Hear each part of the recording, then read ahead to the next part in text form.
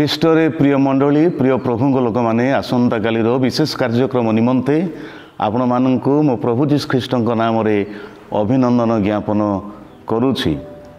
ଆସନ୍ତାକାଲି ସାରା ବିଶ୍ୱରେ ଅଧିକାଂଶ ମଣ୍ଡଳୀ ଗୁଡ଼ାକରେ ଯୀଶୁ ଖ୍ରୀଷ୍ଟଙ୍କର ଜେରୁସାଲେମ ଯାତ୍ରାକୁ ଖଜୁରୀ ବାହୁଙ୍ଗା ପର୍ବ ଭାବରେ ବା ଖଜୁରୀ ପର୍ବ ବା ଯୀଶୁଙ୍କର ବିଜୟ ଯାତ୍ରା ପର୍ବ ଭାବରେ ପାଳନ କରାଯାଏ। ବହୁତ ଆନନ୍ଦର ମୁହୂର୍ତ୍ତ, ବହୁତ ଖୁସିର ମୁହୂର୍ତ୍ତ ଅଟେ।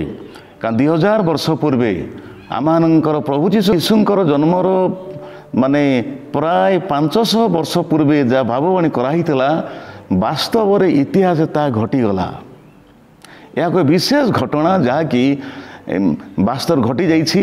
ଏଇଟା କାଳ୍ପନିକ ଘଟଣା ନୁହଁ, ମନୁଷ୍ୟର ମନରୁ ଆରମ୍ଭ ହେଇନି, ମନୁଷ୍ୟ ତା କଳ୍ପନା କରିନେ, ବରଂ ଯାହା ଭାବବାଣୀ କରାହେଇଥିଲା, ଯାହା ଭାବନା କରିଥିଲେ ଆଉ ତାହା ଆକ୍ଷରିକ ଭାବରେ ଇତିହାସରେ ଘଟିଗଲା। ସେ ଦୃଷ୍ଟିରୁ ଐତିହାସିକ ଦୃଷ୍ଟିକୋଣରୁ ଏହା ତାତ୍ପର୍ଯ୍ୟପୂର୍ଣ୍ଣ।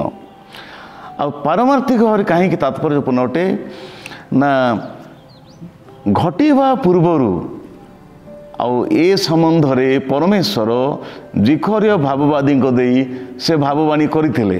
ତେ ଆସୁ ଆମେ ପଦେ ବାକ୍ୟ ପଢ଼ିବା ମାଥ୍ୟୁ ସୁସମାଚାର ତାର 21 ପର୍ବର 4 ପଦରୁ 9 ପଦ ପର୍ଯ୍ୟନ୍ତ। ଭାବବାଦୀଙ୍କ ଦ୍ୱାରା ଉକ୍ତ ଏହି ବାକ୍ୟ ଯେପରି ସଫଳ ହୁଏ ସେଥି ନିମନ୍ତେ ଏହା ଘଟିଲା। ସିଓନର କନ୍ୟା କୁହ, ଦେଖ ତୋର ରାଜା ତୋ ନିକଟକୁ ଆସୁଅଛନ୍ତି, ସେ ନମ୍ର ଓ ଗର୍ଦ୍ଧବା ଶାବକ ରହି। ସେଥିରେ ଶିଷ୍ୟମାନେ ଯାଇ ଯୀଶୁଙ୍କ ଆଦେଶ ଅନୁସାରେ କର୍ମ କଲେ। ପୁଣି ଗର୍ଦ୍ଧବୀୟ ଶାବକଟି ଆଣି ସେମାନଙ୍କ ଉପରେ ବସ୍ତ୍ର ପାତିଦେଲେ, ଆଉ ସେ ତାହା ଉପରେ ବସିଲେ।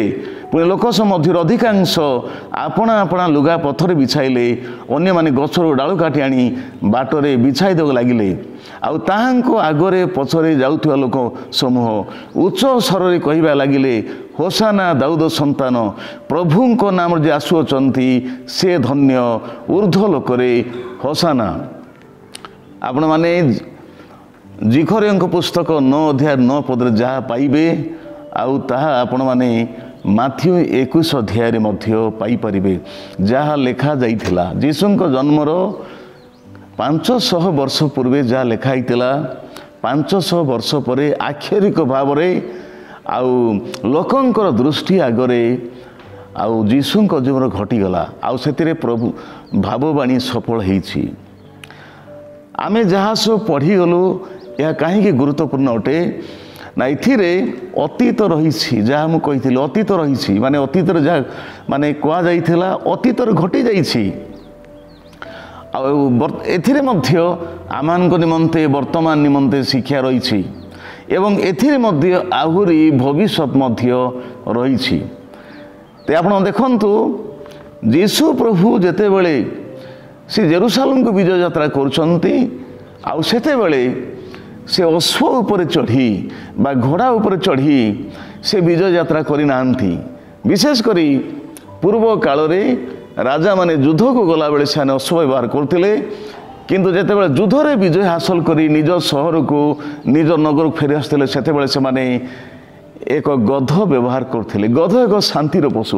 ପ୍ରଭୁ ଯୀଶୁ ଖ୍ରୀଷ୍ଟ ସେ ଶାନ୍ତିର ରାଜକୁମାର ଭାବରେ ସେ ବିଜୟ ହାସଲ କରି ସେ ଶାନ୍ତିରେ ନିଜ ନଗରକୁ ସେ ଫେରି ଆସୁଛନ୍ତି। ଏହା ମଧ୍ୟ ଏକ ଭବିଷ୍ୟତର ସିମ୍ବଲ ଅଟେ, କାରଣ ସିମ୍ବଲିକାଲି ସେ ଜିହୁଦୀମାନଙ୍କର ମସିହ ରାଜା ଭାବରେ ବିଜୟ ହାସଲ କରି ଯାଉ ଯାଉ ସେ ମଧ୍ୟ ଭବିଷ୍ୟତରେ ସେ ପୁନରାଗମନ କରିବେ, ପୁନର୍ବାର ସେ ଆସିବେ ଏବଂ ସାରା ବିଶ୍ୱରେ ସାରା ପୃଥିବୀରେ 1000 ବର୍ଷ ପର୍ଯ୍ୟନ୍ତ ସେ ରାଜାମାନଙ୍କ ରାଜା ଭାବରେ, ସେ ବିଜୟ ରାଜା ଭାବରେ ସେ ଆଉ ଶାନ୍ତି ରାଜ୍ୟ ସ୍ଥାପନ କରିବେ।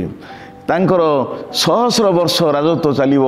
ଆଉ ସେଥିର ପୂର୍ବ ସୂଚନା ଆଉ ଏଇ ଘଟଣାରେ ମଧ୍ୟ ଆମେ ପାଇପାରୁ। ଆଉ ସେ ଯେତେବେଳେ ବିଜୟ ରାଜା ଭାବରେ ପୃଥିବୀକୁ ଆସି ଯେତେବେଳେ ଭଣ୍ଡ ଖ୍ରୀଷ୍ଟକୁ ଏବଂ ତାର ସୈନ୍ୟକୁ ଏବଂ ତାର ରାଜ୍ୟକୁ ସେ ପରାଜୟ କରିବେ, ଆଉ ପରବର୍ତ୍ତୀ ସମୟରେ ନିଜ ରାଜ୍ୟ ସ୍ଥାପନ କରି ସେ ଭକ୍ତମାନଙ୍କୁ ନେଇ 1000 ବର୍ଷ ପର୍ଯ୍ୟନ୍ତ ରାଜତ୍ୱ ସେ କରିବେ।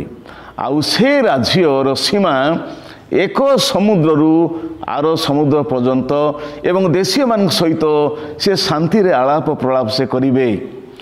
ତେବେ ପ୍ରଭୁ ଯୀଶୁଖ୍ରୀଷ୍ଟ ସେ କ୍ରୁଶରେ ବିଜୟ ହାସଲ କରିଛନ୍ତି। ସେ ମୃତ୍ୟୁକୁ ଜୟ କରି ସେ ଉଠିଛନ୍ତି। ଆଉ ମଧ୍ୟ ସେ ଯେତେବେଳେ ପୃଥିବୀକୁ ଆସିବେ ସେ ଭଣ୍ଡ ଖ୍ରୀଷ୍ଟକୁ ତାର ସୈନ୍ୟମାନଙ୍କୁ ଏବଂ ତାର ରାଜ୍ୟକୁ ସମ୍ପୂର୍ଣ୍ଣ ପରାଜୟ କରି ସେ ଅନନ୍ତକାଳ ରାଜ୍ୟ ସେ ସ୍ଥାପନ କରିବେ। ତ ପ୍ରଭୁଙ୍କୁ ଧନ୍ୟବାଦ ହଉ। କ୍ରୁଶରେ ଯୀଶୁ ପ୍ରଭୁ ଶୈତାନକୁ ସେ ପରାଜିତ କଲେ, ତାର ମସ୍ତକକୁ ଚୂର୍ଣ୍ଣ କଲେ, ତାର ଅଧିକାରକୁ ନଷ୍ଟ କଲେ, ତାର ଅସ୍ତ୍ର ଛଡ଼େଇ ନେଲେ ଏବଂ ସେ ବିଜୟ ରାଜା ଭାବରେ ଆଜି ନିଜ ନଗରକୁ ଆସିଛନ୍ତି। ଆଜି ସେ ଲୋକଙ୍କ ହୃଦୟକୁ ଆସିଛନ୍ତି। ଯେତେବେଳେ ଯୀଶୁ ଜେରୁସାଲେମ ଯାଉଛନ୍ତି ଅନେକ ତାଙ୍କୁ ହୋସାନା କହି ଦାଉଦଙ୍କ ସନ୍ତାନ କହି ସମ୍ବର୍ଦ୍ଧନା ଜଣାଉଛନ୍ତି।